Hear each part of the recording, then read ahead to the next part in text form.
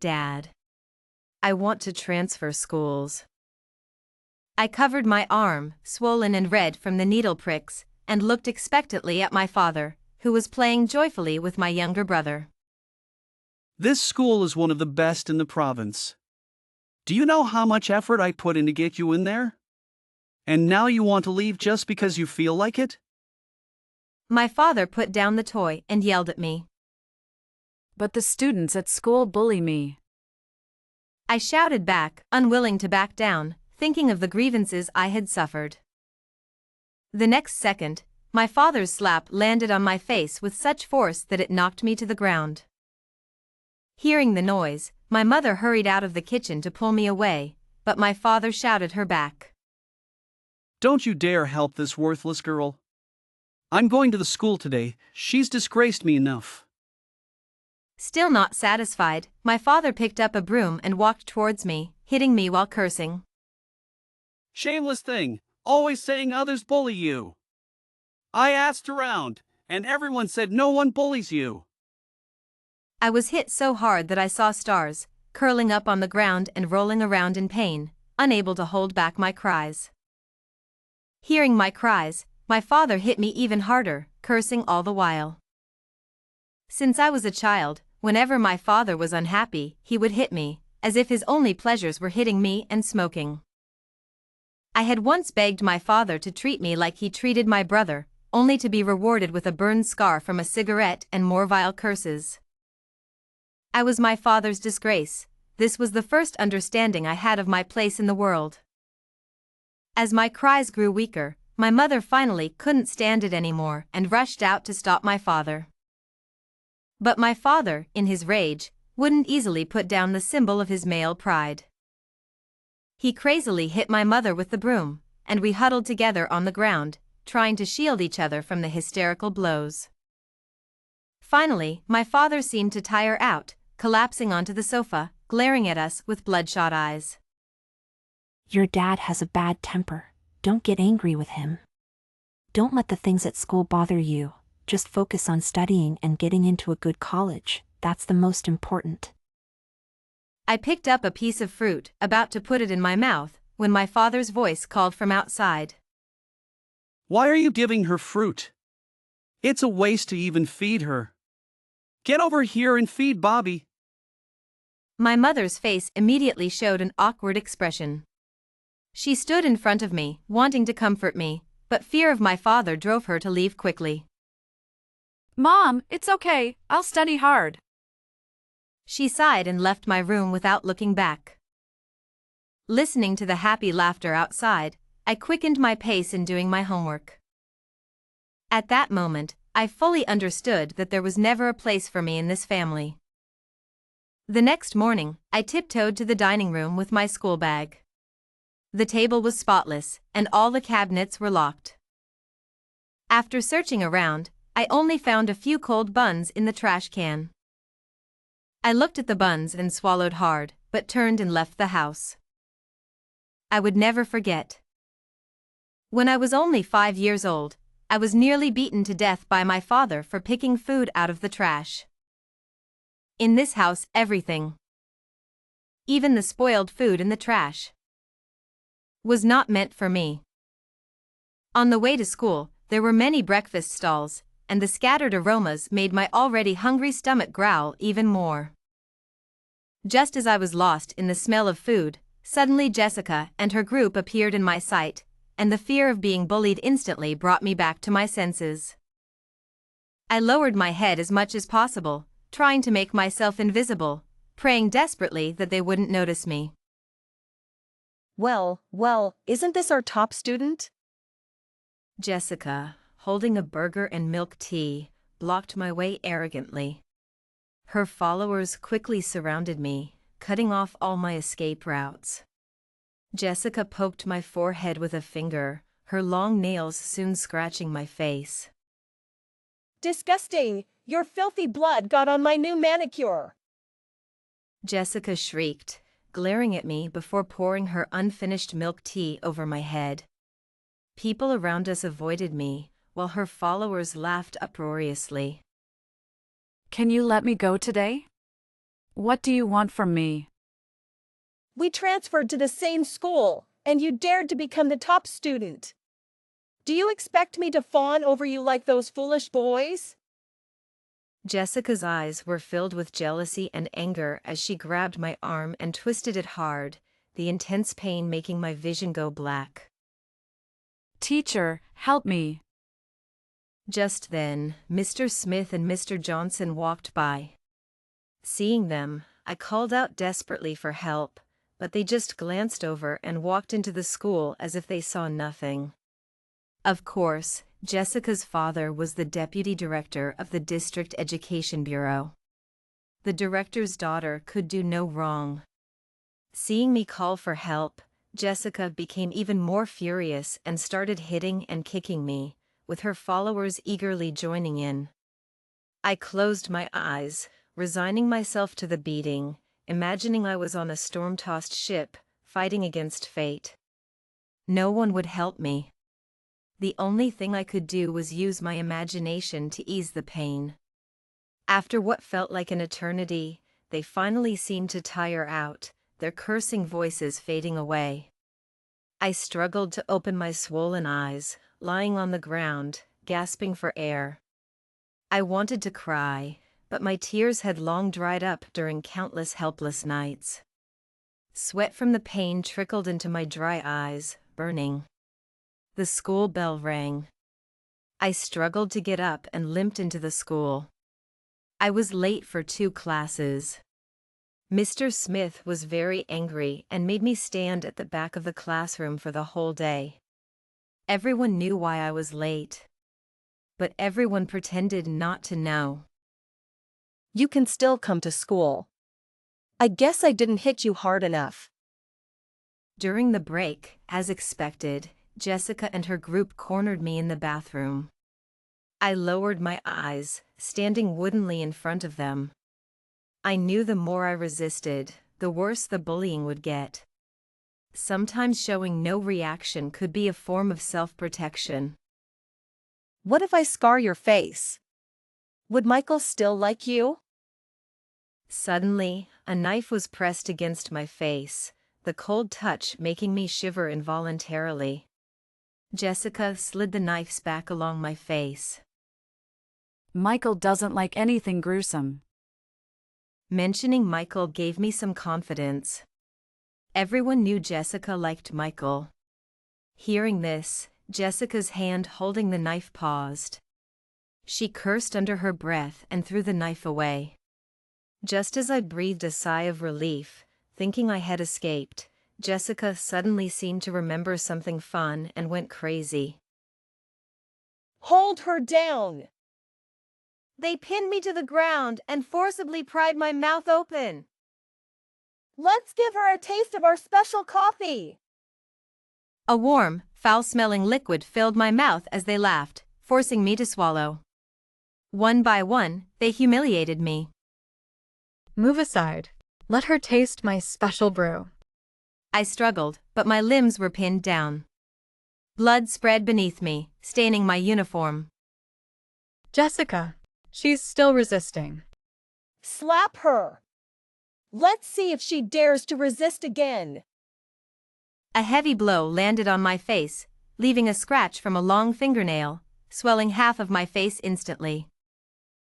They became even more excited and frenzied, like wild beasts. The class bell rang, but they didn't stop. The sound of the bell signaling the end of class drifted into the bathroom.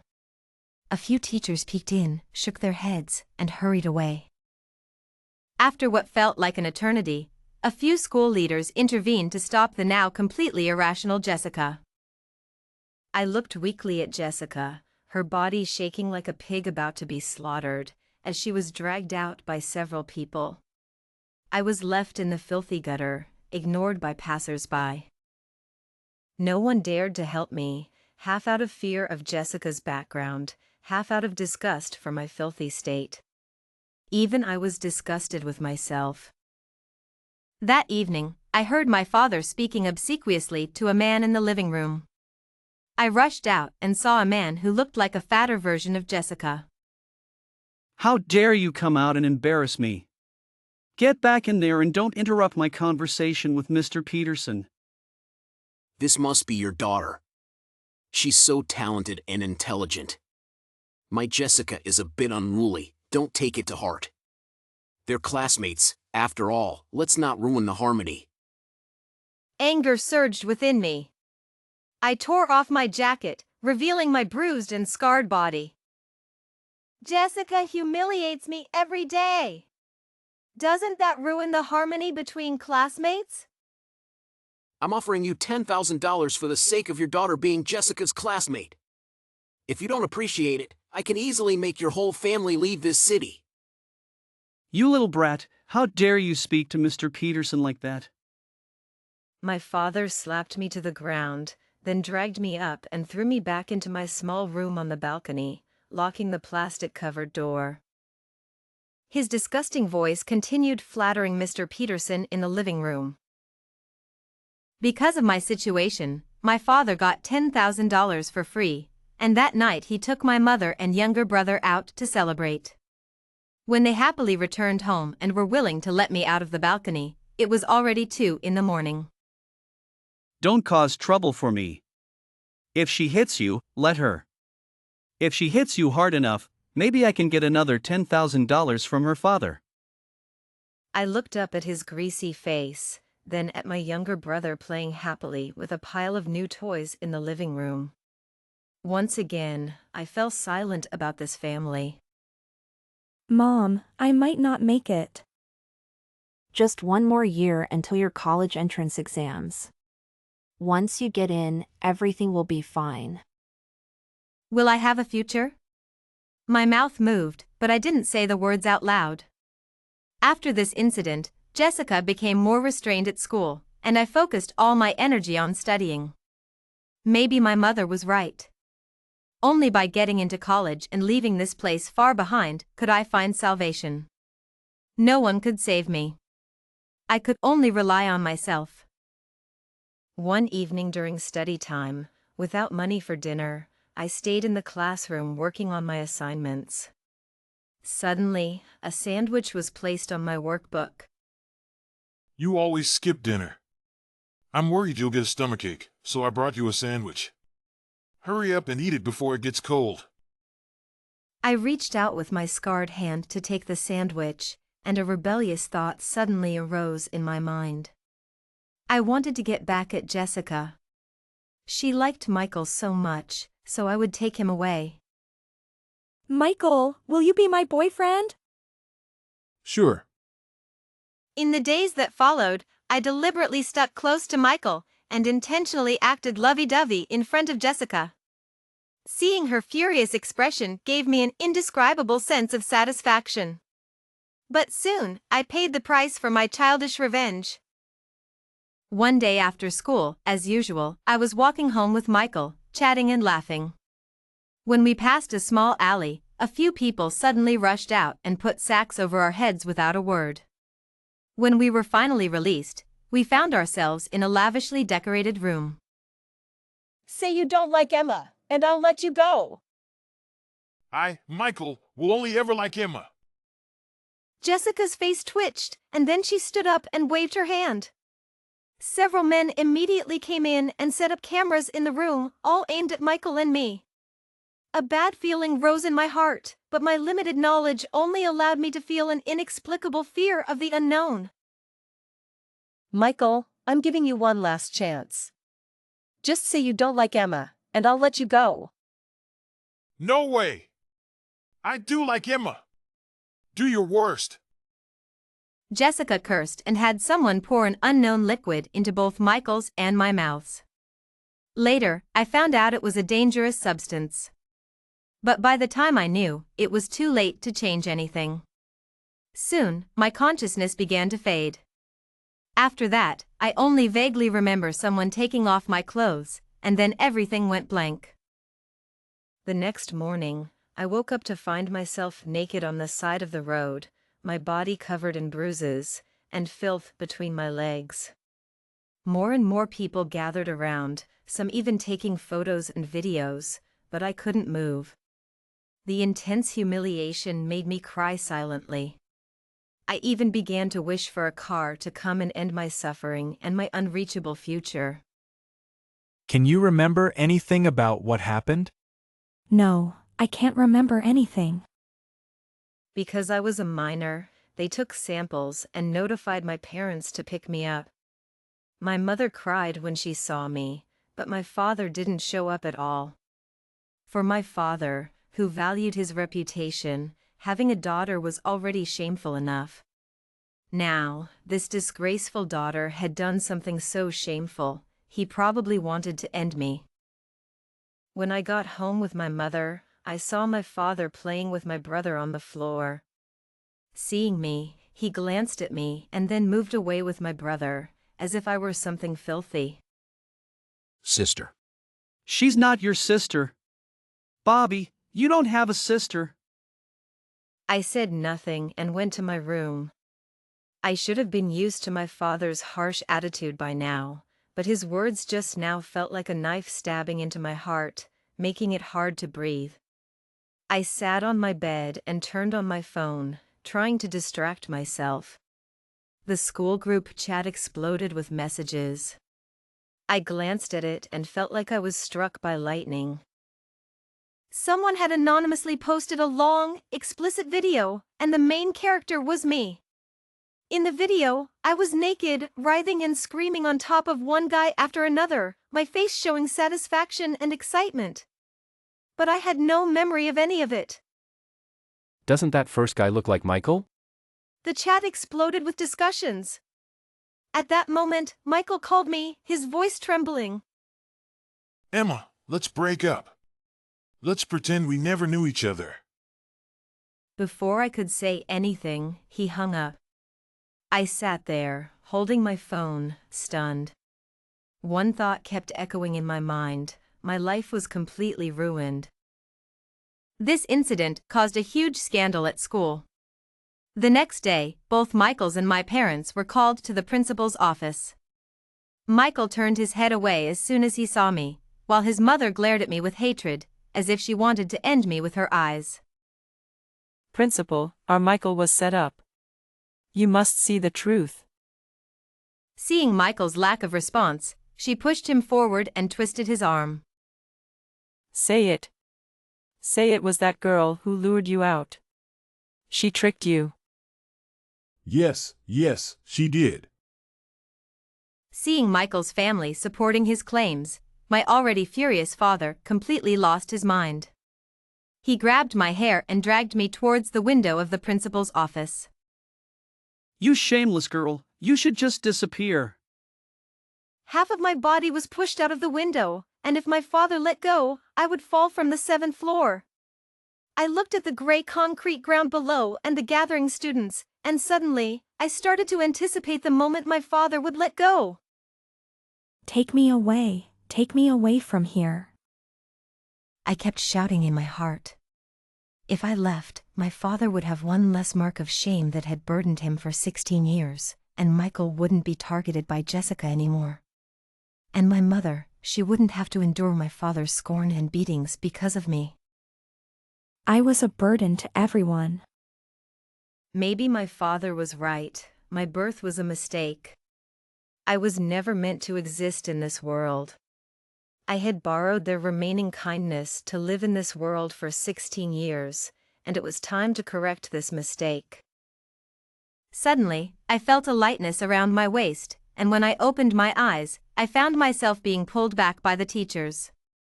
My father was pinned to the ground by the security guards, glaring at me with bloodshot eyes, struggling and cursing me with the vilest words. It was as if I was never his daughter, but his most hated enemy. Michael's mother, frightened by my father's sudden madness, shrank into a ball, but when the school leaders questioned her again, she stubbornly blamed everything on me. I looked at Michael with a numb expression, watching him tearfully accuse me of all sorts of wrongdoings. This world, it seemed, was just like this. Thinking this, I suddenly started laughing, more and more hysterically. I looked at all the well-dressed people in the room, laughing until tears streamed down my face. Everyone looked at me as if I were crazy. In the end, as expected, Michael was spared any punishment, and I was expelled from school. Leaving the school, I felt an unprecedented sense of relief. I thought I had finally escaped Jessica's control, and even when I got home and my father beat me with a belt until I was covered in welts, I still laughed at the blood-red world. You beast, how dare you laugh? I'll beat you to death. My laughter only enraged my father further. He panted heavily, glaring at me, raising the belt high, but the expected pain never came. I lowered my hands from my head and saw Jessica's father entering the room. My father, like a dog, fawned over him. Why did you beat her like this? The child was disobedient, just a little punishment to teach her a lesson. After a few more pleasantries, my father and mother left the house, the door closing with a sharp sound, leaving the room as quiet as my lifeless existence. Unable to move from the beating, I could only let this pig-like man have his way with me. When he finally left, satisfied, the smell of late-night snacks wafted in from outside. In a conversation at home, I overheard a man speaking confidently. Your daughter is quite impressive. Don't worry, I'll make sure she goes back to school, and your son will get into that top elementary school. My father's excited and grateful voice followed. Thank you so much. We are truly grateful. I understood then that I still had some value to this family. Perhaps because his wish was fulfilled, my father didn't strike me this time and even gave me a bottle of herbal oil. Go back to school tomorrow and study hard. Getting into a good college is all that matters. Mom, can I not go to school? It's okay, it's all in the past. Just study hard and ignore those people. I closed my eyes in despair, feeling as if I were drowning in the deep sea, tears streaming uncontrollably. As I expected, when I returned to school, I was immediately surrounded by countless dirty and vile rumors. Emma, how does it feel to be with a man? His voice was followed by laughter from the other boys. Wherever I went, the girls would take out disinfectant wipes and frantically clean their desks, even though I hadn't touched them. It's so dirty. It's polluting the whole classroom. How are we supposed to study? Many girls chimed in, having long been resentful of the boys' attention towards me. Now they finally had a reason to trample me down. Hey David, your goddess is here, ha ha. David's face turned red with embarrassment. He probably never thought that liking someone could one day bring him such shame. From then on, wherever I went at school, I was met with hostility and ridicule. Jessica and her gang bullied me without restraint. One day after school, I was the last to leave the classroom. As I reached the stairwell, a hand suddenly covered my mouth, dragging me into the darkness. Emma, you've been with so many guys. I like you so much. It's my turn now. In an instant, I felt like I had been struck by lightning. David had liked me for a long time and had even defended me multiple times when others, including Jessica, targeted me. But now, he had joined the ranks of my tormentors. I struggled desperately but couldn't break free from his strong grip. A wave of nausea surged from my stomach, and I collapsed to the ground. When I woke up, I was in the hospital. I heard my mother, her voice choked with tears, saying, Doctor, my daughter is only 16, her life hasn't even begun. A week ago, red sores started appearing all over my body. I knew something was wrong. My period hadn't come for 2 months. Seeing my mother kneeling on the ground, tearfully begging the doctor to save me, I felt a deep sense of bitterness and guilt for this weak and unfortunate woman. My birth had already brought my mother immense pain. Now, that pain would only grow with my suffering. I had hoped to change my fate through college and repay my mother. But in the end, I realized there was only one way I could help her. When no one was looking, I sneaked up to the hospital rooftop. Looking down from the 15th floor, a wave of dizziness and weakness washed over me. It's okay, don't be afraid, it will be over soon. My only regret was that I took too long to gather my courage, long enough for many people to notice something was wrong, long enough to alert my mother. Stop, please. She stood on the rooftop, her face full of pleading. For the first time in years, I looked at her closely in the sunlight. The woman with the soft black hair, once gentle and frail, was now old and thin, her gray hair dull and disheveled, her eyes no longer shining with warmth. Mom. My darling, please come back. My mother, as if grasping at a lifeline, responded eagerly. Then she suddenly seemed to remember something and started frantically searching through her bag. She shakily pulled out a yellowed, wrinkled piece of paper from her wallet. It reads, "Wish coupon, any wish can be granted. It was your first kindergarten assignment, the first gift you ever gave me. Mom wants to use this coupon to wish for my darling to live a long life, okay?" All I had to do was take one more step, and I would be free. But in the end, I stepped back. Oh, thank you, thank you. My mother, overjoyed, rushed forward to hug me. I suddenly realized that I wasn't my mother's burden, I was her treasure. In the days that followed, I had surgery with my mother's support and actively cooperated with the doctors. Everything seemed to be getting better. I even began to dream of a future where I could take my mother away from that hellish place. Look who's here, the little mouse trying to hide.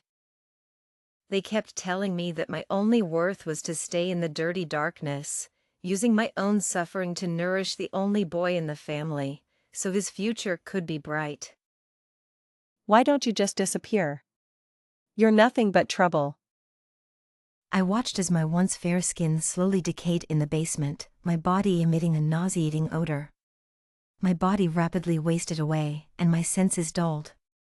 Even the taunts and insults at school became faint. Sweetie, don't let them get to you. You're strong, remember that. The bullying and beatings felt light, almost without sensation.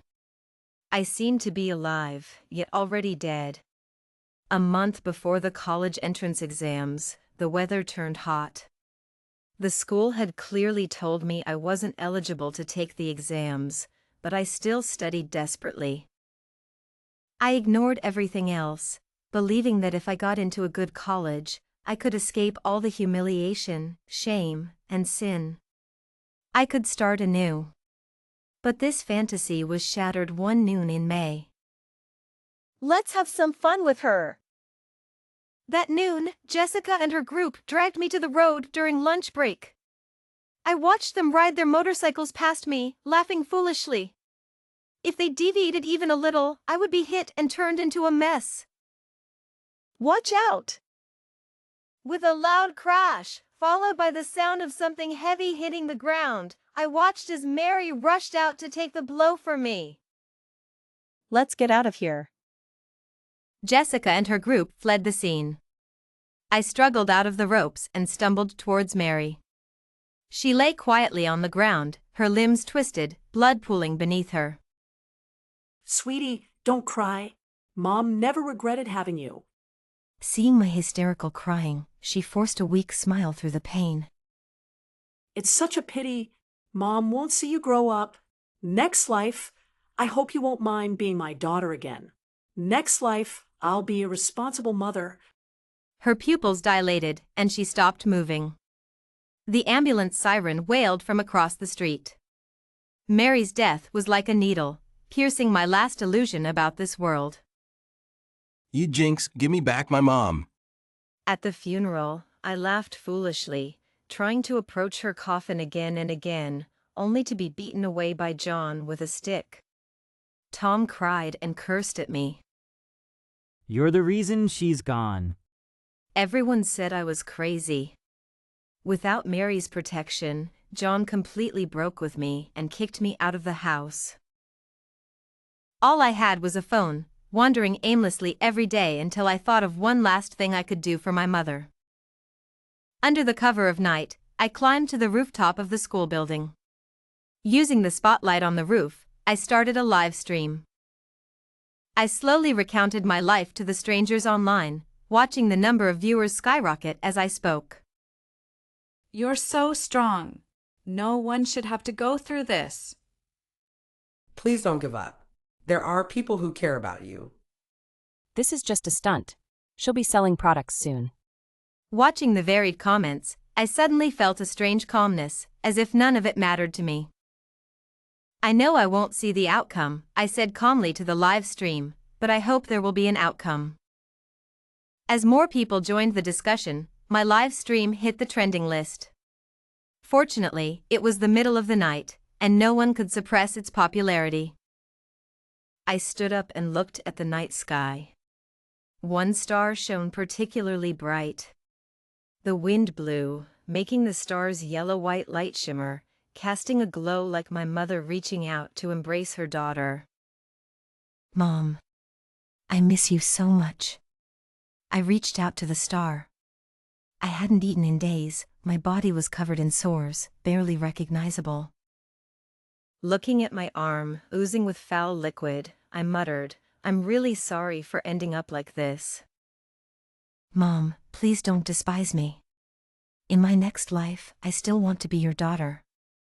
I stood at the edge of the rooftop, holding my phone. In my next life, I'll be a responsible daughter and won't make you cry every day. Under the watchful eyes of everyone in the live stream, I leaped into the air. The wind roared past my ears, and time seemed to stand still, each second stretching into eternity. In a daze, I felt like I was back in my childhood, falling into my mother's arms, touching the bruises on her face, and declaring in a childish voice, when I grow up, I'll drive away all the bad people for you. With tears in her eyes, my mother smiled and rocked me gently, the whole world bathed in a soft light. I finally found the light. They say my passing sparked a nationwide outcry, and under the pressure of public opinion, the authorities thoroughly investigated the entire incident. Jessica and her group were prosecuted for their actions and faced legal consequences. Jessica's father also received the punishment he deserved. Justice. Though it came a bit late. But thankfully, it finally came.